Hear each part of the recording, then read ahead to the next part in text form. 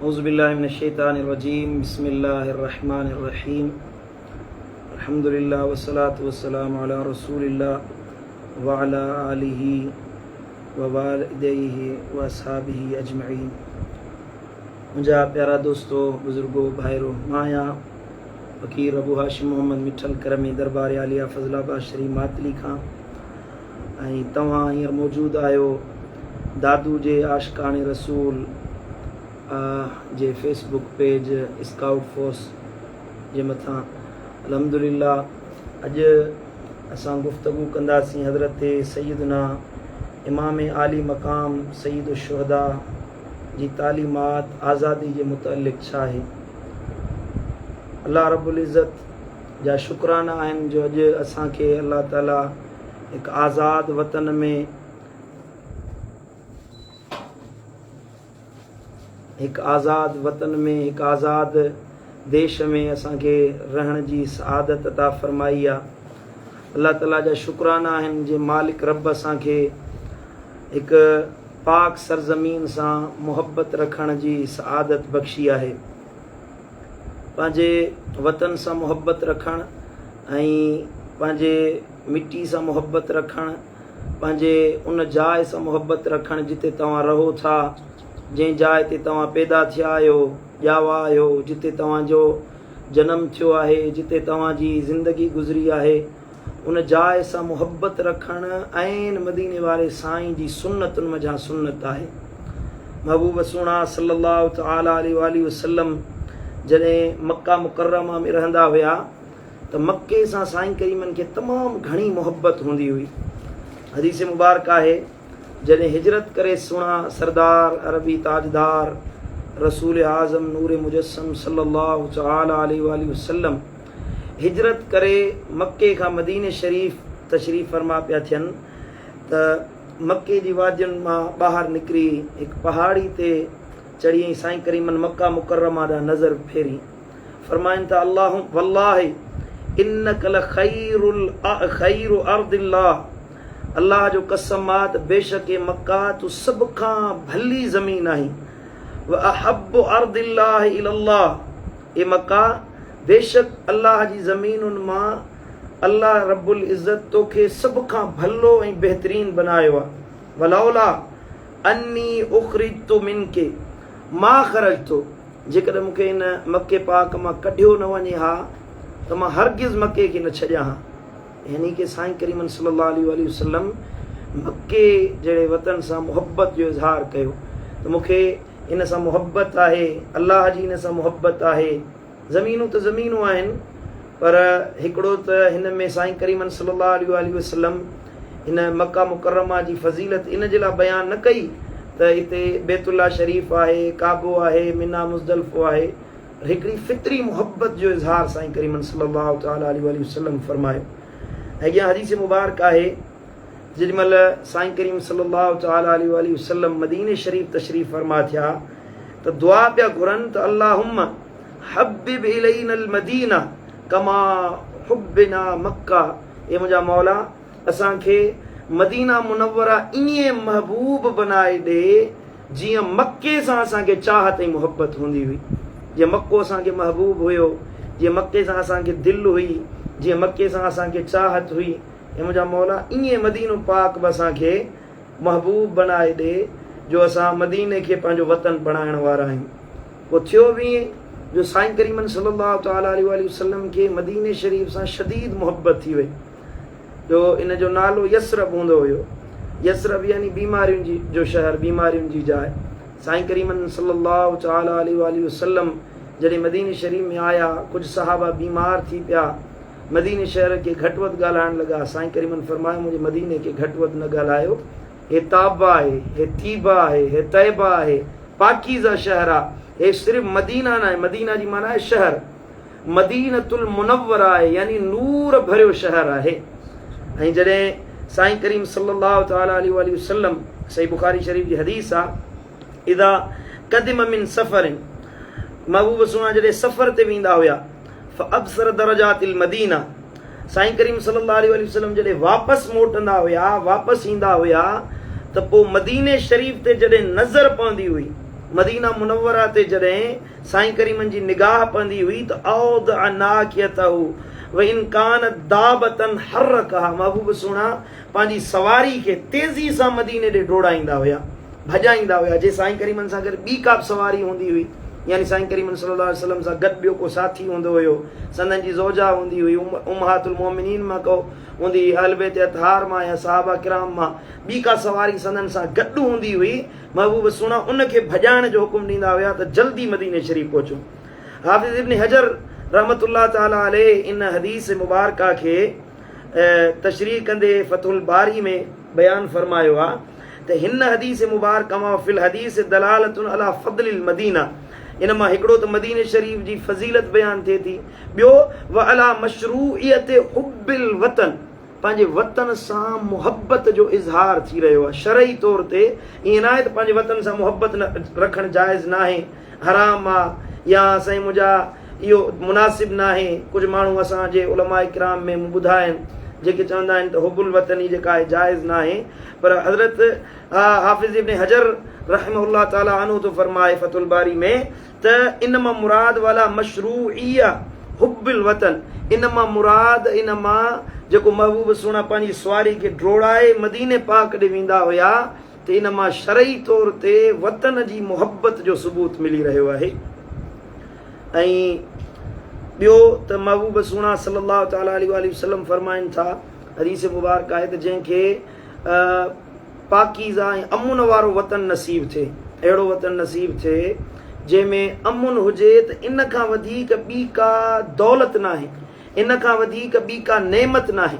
हदीस मुबारक आहे सुनन तिरमिज़ी शरीफ में हज़रत सलिमा बिन उबैदिल्लाह रज़ियल्लाहु ताला अन्हु रिवायत थो करे त महबूबन करीमन सल्लल्लाहु अलैहि वसल्लम फरमायो, मन अस्बह मिनकुम आमिनन फी सिरबिही मुआफन फी जसदिही इंदहु कूत यौमिही। महबूबन करीमन सल्लल्लाहु ताला अलैहि वसल्लम फरमायो, हिकिड़े माण्हू सुबुह इन हाल में कई जो पंहिंजे घर में या क़ौम में अमुन वारो हुयो। हदीस पूरी करण खां अॻु में तव्हां सभिनी मुखातबनि सां खे अर्ज़ु आहे त असांजे मातली में बारिश पई पवे, बिजली कोन्हे का, मिड़े जुगाड़ कयो असां बतियुनि ते दोस्तनि जी फरमाइश ते बयानु कयां पियो। सो हदीस मुबारक ॿुधो, असांजो मतिलबु आहे त दीन जो पैगाम पहुचे। हे जेको आशिकाने रसूल हे कोशिशि कनि पिया, महिनतूं कनि पिया, दादू जा स्काउट फोर्स वारा, त उन्हनि जे महिनतुनि खे जस हुजे, जेके महिनतूं कनि पिया, उलमा इकराम खां वक़्तु वठनि पिया जीअं माण्हुनि ताईं पैगाम पहुचे। सो हदीस मुबारक बि बयानु कयमि, मदीने वारे साईं फरमायो, मन अस्बह मिनकुम आमिनन फी सिरबिही, जेको माण्हू सुबुह इन हाल में करे जो पंहिंजे घर में अमुन वारो हुयो, मुआफन फी जसदिही, हिकिड़ो त अमुन हासिल हुयसि, ॿियो सिहत वारो आहे, जिस्म में सिहत आहे, इंदहु कूतो यौमिही, ऐं उन वटि उन ॾींहं जो खाधो तआम ऐं उन ॾिहाड़े जो पूराओ मौजूदु आहे। महबूबन फरमायो फक अन्नमा हीज़त लहु दुनिया, गोया के उन वटि अल्लाह ताला दुनिया आख़िरत जूं नेमतूं समेटे अॻियां पेश करे छॾियूं आहिनि। माना जे वतन में अमुन हुजे, घर में सुकून हुजे, अमुन हुजे, त इन खां वधीक ॿी का नेमत न आहे, इन खां वधीक ॿी का दौलत न आहे, इन खां वधीक ॿियो को अल्लाह ताला जी महिरबानी न आहे। जे अमुन न आहे, सुकून न आहे, फरहत न आहे, जेकॾहिं कंहिं क़ौम में सुकून न आहे, साईं मुंहिंजा अमुन न आहे, उते जंगो जिदाल आहे, त उन्हनि जी ज़िंदगी कीअं थी गुज़रे। तव्हां सोशल मीडिया जो ज़मानो आहे, फेसबुक खोलियो, यूट्यूब खोलियो, गूगल कयो, तव्हां साईं मुंहिंजा मौजूदा हालात शाम जा, सूरिया जा हालात ॾिसो, तव्हां यूक्रेन जा हालात पढ़ी सघो था, तव्हां जे अखियुनि जे साम्हूं इराक जी जंग लॻी आहे, तव्हांजे अखियुनि जे साम्हूं यमन आहे, उन्हनि खां पुछा कयो उन्हनि जी ज़िंदगी कीअं गुज़रे पई। अफ़गानिस्तान तव्हांजे साम्हूं मिसाल आहे त उन्हनि जंगुनि में, जिदाल में, जदल में कीअं ज़िंदगी गुज़ारी आहे। उन्हनि जा ॿार यतीम सॾाईंदा आहिनि, उन्हनि जूं औरतूं बेवा सॾाईंदियूं आहिनि। अल्लाह ताला जा एहसान आहिनि, किरोड़े करम आहिनि, जीअं अल्लाह ताला जंहिं रब असांखे अमुन वारो वतन अता फरमायो आहे। ॿी ॻाल्हि, महबूबन करीमन सल्लल्लाहु ताला अलैहि वसल्लम फरमायो, हदीस मुबारक आहे हज़रत सईदा आयशा सिद्दीक़ा रज़ियल्लाहु ताला अन्हा खां, त महबूब सुणा जॾहिं कंहिं ते दम कंदा हुया, फीणो रखंदा हुया, सही बुखारी शरीफ़ जी हदीस नंबर 5746, जॾहिं कंहिं ते दम कंदा हुया, को ईंदो हुयो दम कराइण जे लाइ, फीणो रखाइण जे लाइ, त साईं करीम सल्लल्लाहु अलैहि वसल्लम उन ते हिननि लफ़्ज़नि में फीणो रखंदा हुया। सईदा आयशा सिद्दीक़ा थी फरमाए, हदीस जा लफ़्ज़ आहिनि, कान नबी सल्लल्लाहु तआला अलैहि वसल्लम यक़ूल फी रुकियतिन, महबूब सुणा जॾहिं कंहिं ते दम कंदा हुया त फरमाईंदा तुरबतो अर्दिना व रीकतो बअदिना युशफा सकीमुना बिइज़्नि रब्बिना।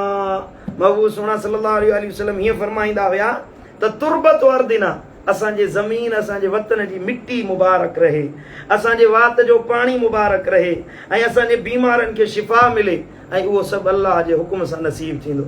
इन में महबूबन करीमन पंहिंजे वतन जे पंहिंजे ज़मीन जी मिट्टी जो ज़िक्र फरमायो आहे। अजीब आहे, महबूबन सुणनि ईअं फरमायो तुरबतो अर्दिना, माना असांजे वतन जी मिट्टी, यानी पंहिंजे वतन पंहिंजी ज़मीन पंहिंजी मिट्टी खे महबूबन फरमायो आहे जंहिंसां तव्हांजो लगाव हुजे, दिलि हुजे, जंहिंमें तव्हांजी परवरिश थी हुजे, उन मिट्टी में बि अल्लाह ताला तव्हांजे लाइ शिफ़ा रखाईंदो आहे। तव्हां अंदाज़ो लॻायो त जेको माण्हू हिकिड़ी जाइ ते रहे थो, पलियो निपियो वॾो थियो, जॾहिं उन मौसम मां ॿाहिरि निकिरंदो आहे, उन वतन मां उन शहर मां ॿाहिरि निकिरंदो आहे त उनखे बीमारी ईंदी आहे, तबियत बेचैन थी वेंदी आहे, रातिनि जो निंड न ईंदी आहे जेसीं तबियत जे मुआफ़िक़ मामलात थियनि। सुभान अल्लाह, महबूबन करीमन सल्लल्लाहु अलैहि वसल्लम पंहिंजे ज़मीन पंहिंजे वतन जी मिट्टी सां बि मुहबत जो इज़हार फरमायो आहे। ऐं मदीने वारे साईं जो अमल असांजे लाइ सभ खां बहितरीन अमल आहे, असांखे पंहिंजे वतन सां मुहबत रखणु घुरिजे। हाणे मुहबत इहा आहे त माण्हू पंहिंजे वतन सां मुहबत ईअं रखे जो उन जा तक़ाज़ा पूरा करे। मुहबत इहा न आहे त माण्हू सिर्फ़ु जश्न आज़ादी थिए, हींअर जदीद ज़मानो अची वियो आहे, साईं मुंहिंजा वॾा हेॾा तूतरा बाह जेॾा खणी था अचनि, उहे बाज़ारुनि में वॼाईंदा वतनि, नौजवान वन व्हीलिंग कंदा वतनि ऐं साईं मुंहिंजा पंहिंजे माहौल खे ख़राबु कनि। असांखे पाकिस्तान इन जे लाइ न मिलियो हुयो त असां साईं मुंहिंजा इहो गैर शरई कमु कंदा वरितूं। पाकिस्तान ठहियो हुयो ला इलाहा इल्लल्लाह जे बुनियाद ते। कायदे आज़म मोहम्मद अली जना रहमतुल्लाह अलैहि, अल्लाह ताला उन जी मज़ार ते किरोड़े रहमतूं नाज़िल फरमाए, त उन ॿ क़ौमी नज़रियो पेश कयो हुयो। ॿ क़ौमी नज़रियो माना हिकिड़ा मुस्लमान ॿिया गैर मुस्लिम। मुस्लमाननि खे असांखे अलॻि वतन खपे। हे पाकिस्तान ठहियो ख़ासि मुस्लमाननि जे लाइ, इस्लाम जे नाले ते ठहियो। असांजे लाइ आज़ादी इहा आहे त असां आज़ादी सां दीन जे मथां अमल करे सघूं, वतन सां मुहबत रखंदे अमल करे सघूं, हक़ जे लाइ ॻाल्हाए सघूं। आज़ादी हरगिज़ इहा न आहे, इन जो मुराद इहा न आहे त पाकिस्तान आज़ादु थियो आहे त असांखे हक़ ॻाल्हाइण जी सघ न हुजे। महबूबन करीमन फरमायो उहो मोमिन न आहे, उहो मोमिन न आहे जंहिंजे साम्हूं नाहक थींदो रहे, ज़ुल्म थींदो रहे ऐं ख़ामोश रहे। हक़ीक़ी तौर ते हक़ आज़ाद इंसान उहो आहे, आज़ाद मुआशिरो हुनखे चवंदा आहिनि जंहिंमें माण्हू हक़ जो साथ ॾींदड़ हुजनि। करप्शन करणु, साईं मुंहिंजा बददियानती करणु, मिलावट करणु ऐं धोखेबाज़ी करणु, बदकिरदारी वारे रस्ते ते हलणु, इहे आज़ादी जूं वाटूं न आहिनि, इहे ज़ुल्म जूं वाटूं आहिनि, इहे शैतानी वाटूं आहिनि, इहे तव्हांखे क़ैद बणाए वेठियूं आहिनि। असां अंग्रेज़नि जे क़ैद मां निकितासीं, साईं मुंहिंजा हिंदुनि जे क़ैद मां निकिरी ऐं साॻियो असीं वरी शैतान जे क़ैद में अची पऊं। उहे अमाल कयूं जंहिं नाले ते इस्लाम पाकिस्तान ठहियो, उनखे छॾे, उन नज़रिए खे छॾे, उन मुआमले खे छॾे, जंहिंजे ख़ातिर असांजे क़ौम, असांजे वॾनि, असांजे अकाबिर, असांजे असलाफ क़ुर्बानियूं ॾिनियूं, उन्हनि सभिनी खे पुठिते उछलाए, उन्हनि खे विसारे ऐं असां सिर्फ़ु महज़ नाले जे लाइ चऊं त असां आज़ादु आहियूं। इहा आज़ादी न आहे। आज़ादी इहा आहे त असां हक़ जे लाइ मौजूदु रहूं। जीअं सैयद शुहदा इमाम आली मक़ाम हज़रत सैयदना जिगर गोश मुस्तफ़ा ऐं फातिमतु ज़हरा जे जिगर जो टुकड़ो, अली जो शहज़ादो, शहीद करबला, सैयदना इमाम आली मक़ाम इमाम हुसैन जी ज़िंदगी आहे। आज़ादी ईअं हासिल कबी आहे जीअं इमाम हुसैन आली मक़ाम आज़ादी हासिल करे ॾेखारी। असांजे लाइ दीन क़ैदी बणिजी चुको हुयो। जॾहिं यज़ीद हुकूमत कई, जॾहिं यज़ीद काबिज़ थियो, जॾहिं उन यज़ीद पंहिंजे ज़ुल्म जबर, पंहिंजे अनानियत खे अॻियां आणे ऐं इस्लामी अक़दार खे ख़तमु करे, इस्लामी मामलात खे पोइते हटाए, हुन पंहिंजी ॾाढ मुर्सी कई ऐं मुस्लमाननि खे हिकु नाहक ते जमा करण जी कोशिशि कई। हज़रत सैयदना इमाम आली मक़ाम उन वक़्त में, उन ज़माने में, उन टाइम में सैयदना इमाम आली मक़ाम उथी खड़ा थिया, फरमाइनि था त असांखे अल्लाह आज़ाद बणायो आहे, असांखे मदीने वारे साईं जे दीन आज़ादी ॾिनी आहे, कॾहिं बि असां नाहक जे साम्हूं झुकण वारा न आहियूं। हुसैन हमेशह हक़ जे लाइ विढ़ण वारो आहे। अजीब ॻाल्हि आहे जो तव्हांखे अर्ज़ु कयुमि त वतन सां मुहबत हूंदी आहे, पर जे हक़ जे लाइ वतन खे छॾिणो पवे, आज़ादी जे लाइ मजबूर थी जेकॾहिं वतन छॾिणो पवे, छॾे बि उन ज़ुल्म खे ख़तमु कबो, उन नाहक जो सां मुहाॾो अटकाइबो, उन खां बाद में तव्हांजे लाइ हक़ीक़ी आज़ादी थींदी। इमाम अली मक़ाम ईअं कयो, मदीना मुनव्वरा जहिड़ो वतन छॾियो, उन खां बाद में हज़रत सैयदना इमाम अली मक़ाम मक्का मुअज़्ज़मा जहिड़ो पाकीज़ा सरज़मीन जंहिंसां मूं ॿुधायो त अल्लाह ताला मुहबत रखे पियो, उन ज़मीन खे छॾे करबला जे मैदान में विया। कहिड़ी ज़रूरत हुई सगीर अली असगर खे वठी वञण जी, कहिड़ी ज़रूरत हुई सईदना इमाम अली अकबर खे वठी वञण जी, जे वठी विया त जिहाद जे लाइ निकिरी पिया, विढ़ण जे लाइ निकिरी पिया, इन जे लाइ जो जॾहिं इमाम अली मक़ाम ॾिठो त अॼु दीन जी जेका इमारत आहे, दीन जी जेका नाने नबी इमारत तामीर कई हुई, जंहिंजी बुनियाद मुस्तफ़ा करीम रखी हुई, जंहिंजी इमारत खे मथे खड़े करण में खुलफ़ाए राशिदीन जो किरदारु हुयो, उनखे हे ज़ालिम यज़ीद पंहिंजे ॾाढ जबर ऐं ज़ुल्म सां ड्राहे रहियो आहे, ख़तमु करे रहियो आहे, मिटाइण जी कोशिशि करे रहियो आहे। उन वक़्तु हज़रत इमाम अली मक़ाम उन आज़ादी जे लाइ, हक़ जे लाइ, दीन जे मथां क़ुर्बान थियण जे लाइ पंहिंजा बच्चा क़ुर्बान कया, साथी क़ुर्बान कया। मदीने वारे साईं जा सहाबी गॾु हुया, से बि हज़रत इमाम अली मक़ाम सईद शुहदा सां गॾु अर्ज़ा कनि, साईं असांजो सिर बि तव्हांजे लाइ हाज़िर आहे। साईं जन ॾीओ ॿरे पियो, 10 मुहर्रम जी राति हुई, साईं जन फरमायो ॾीओ विसायां थो, तव्हां मां को वञणु चाहे त उनखे इजाज़त आहे। हज़रत सैयदना हबीब बिन मज़ाहिर रज़ी अल्लाह ताला अन्हु मौजूदु हुया। हज़रत सैयदना इमाम अली मक़ाम 2-3 दफ़ा जो ॾीओ उझायो, वरी ॿारियो, वरी विसायो, वरी ॿारियो, त हबीब बिन मज़ाहिर खे ख़बर हुई त हे जेको हुसैनी किरदारु आहे, इहो असांखे न सिर्फ़ु दुनिया जी आज़ादी अता कंदो, पर असांखे आख़िरत जी आज़ादी बि इमाम हुसैन अता फरमाईंदो। तॾहिं चई साईं ॾीओ उझाइण विसाइण ऐं साईं मुंहिंजा ॿारनि जी ज़रूरत न आहे, हे सिर्फ़ु तुंहिंजे नाले ते क़ुर्बान आहे, असांजी जिंद जान माल ॿार बि तुंहिंजे नाले ते क़ुर्बान आहे। पोइ सैयदना इमाम अली मक़ाम मैदान करबला में आया त वरी बि साईं जन इहो ऐलान कयो त तव्हां यज़ीद जी ग़ुलामी इख़्तियार कंदो या मुहम्मद मुस्तफ़ा करीम जे दीन वारी आज़ादी इख़्तियार कंदो। 22,000 जो लश्कर हुयो, 22,000 जो, 22,000 इंसान साम्हूं हुया, को साम्हूं न आयो। हिकिड़ो नौजवान उथियो, अर्ज़ु कई साईं मां थो अचां तुंहिंजो साथ ॾियां, हुकुम कर, बदिले में छा ॾींदे? साईं जन फरमायो त मुंहिंजो साथ ॾींदे हिते बि तोखे अल्लाह ताला कामयाबी ॾींदो, जन्नत बि तुंहिंजे लाइ अल्लाह ताला लिखी छॾींदो। अर्ज़ु कई साईं मां तुंहिंजो साथी आहियां। साईं जन फरमायोसि नालो छा अथई? अर्ज़ु कई क़िबला मुंहिंजो नालो हुर्र आहे। हुर्र जी माना आहे अरबी ॿोली में आज़ाद, हुर्र आज़ाद खे सॾींदा आहे। इमाम अली मक़ाम फरमायो जे तूं मुंहिंजो साथी आहीं त तूं दुनिया में बि हुर्र आहीं, क़यामत जे ॾिहाड़े ऐं क़बर हशर में बि तूं हुर्र आहीं, यानी आज़ाद आहीं। केॾी वॾी ॻाल्हि इमाम अली मक़ाम असांखे सबक़ सेखारियो। 14 अगस्त ते उन नौजवाननि खे जेके आज़ादी जा जशन था मल्हाइनि, उन्हनि खे इहो हुर्र रज़ी अल्लाह ताला अन्हु जो इहो इशारो इमाम अली मक़ाम फरमायो त जेकॾहिं तव्हां हुर्र बणजणु चाहियो था, आज़ाद बणजणु चाहियो था, त तव्हांजे लाइ वाहिद ज़रियो इहो आहे त तव्हां मुहम्मद मुस्तफ़ा करीम जे दीन जा पोइ लॻ बणिजी वञो। असांजो पाकिस्तान आज़ादु थियो आहे दीन जे लाइ, दीन खे क़ाइमु करण जे लाइ, इस्लाम जो बोलबाला करण जे लाइ। असां मां हर मुस्लमान जे मथां फ़र्ज़ु आहे त असां आज़ादीअ सां साईं मुंहिंजा खुटका थी, बेफ़िक्र थी, हर कमु छॾे अवलीन तरजीह दीन जे कम खे ॾियूं। इहा दीन जी मुहबत, आज़ादी जी ॼाण तॾहिं नसीब थींदी जॾहिं अलाह वारनि जी सोबत में ईंदासीं, अलाह जे कामिल वलीअनि जी संगत में ईंदासीं। अलाह वारनि जी सोबत अहिड़ी शइ आहे जेका इंसान खे शैतानी कुयूद मां कढी, शैतानी ज़िंदान मां कढी, उन्हनि खे अल्लाह ताला रब्बुल आलमीन रहमान रब जे हिन आसमान जे हेठां आज़ादु करे छॾींदी आहे। उमेद आहे त अॼोकी इहा मुख़्तसर गुफ़्तगू तव्हांखे ज़रूरु वणी हूंदी। ज़िंदगी रही त वरी कॾहिं ॿिए मौक़े ते कंहिं ॿिए मौज़ू ते तव्हांजे साम्हूं हाज़िर थींदासीं। अल्लाह ताला शाल असां सभिनी खे अमल जी तौफ़ीक़ अता फ़रमाए, रब शाल मदीने वारे साईं जी सची मुहबत नसीब फ़रमाए। आख़िर में मां सभई जेके दादू जा स्काउट फोर्स वारा आहिनि, आशिक़ाने रसूल, उन्हनि खे मां ख़राज तहसीन पेश कयां थो, जेके महिनतूं कनि था, कोशिशूं कनि था दीन जे कम में, जेके दादू जे इन अहिड़े मामले में जिते बदअक़ीदा माण्हू पंहिंजे ॼार खे फैलाए रहिया आहिनि, उते इहे नौजवान महिनत कनि पिया। जसलाणा अल्लाह ताला तव्हांजी महिनतुनि खे कामयाब ऐं कामरान फरमाईंदो, क़बूल फरमाईंदो।